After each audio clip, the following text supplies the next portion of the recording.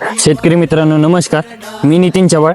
शेतकरी मित्रांनो, आपण मागील व्हिडिओमध्ये पाहिलं होतं शेतीची नांगरणी आणि शेतीची मशागत कशा पद्धतीने केली, ते बेड वगैरे कसे पाडायचे, किती अंतर ठेवायचं, आपण हे मागील व्हिडिओमध्ये पाहिलं होतं. तर शेतकरी मित्रांनो, चला आपण जाणून घेऊ जशी बेण्याची निवड कशी करायची आणि बेण्याची लागवड कशी करायची. तर शेतकरी मित्रांनो, आपण जे नवीन शेतकरी लागवड करतात त्यांच्यासाठी खूप चांगल्या प्रकारे माहिती आहे आणि त्यांना शेअर करा, म्हणजे जेणेकरून काय होईल, त्यांना चांगल्या प्रकारे माहिती मिळेल. तर शेतकरी मित्रांनो, सर्वात प्रथम आपल्याला हळदीची काय करणे, बीज प्रक्रिया करणे चांगल्या प्रकारे करताना 20 मिनिट किंवा 25 मिनिट तरी ते बीज प्रक्रियामध्ये ठेवणं हे महत्त्वाचं आहे.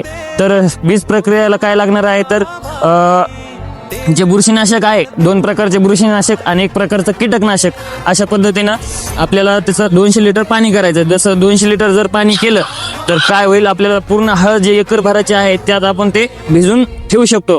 आणि शेतकरी मित्रांनो, हळद जे ट्रीटमेंट करतो त्यावेळेस काय करायला हवं, तर 15 ते 20 मिनिट मिनिमम ते भिजायला हवी. नाही तर तुम्ही काय करता, नुसते बुडून बाहेर जर काढता तर त्याला मतलब नाही. मग ते तुम्ही करू नका, कारण की ते काय होईल, वाईला जाईल सीड ट्रीटमेंट.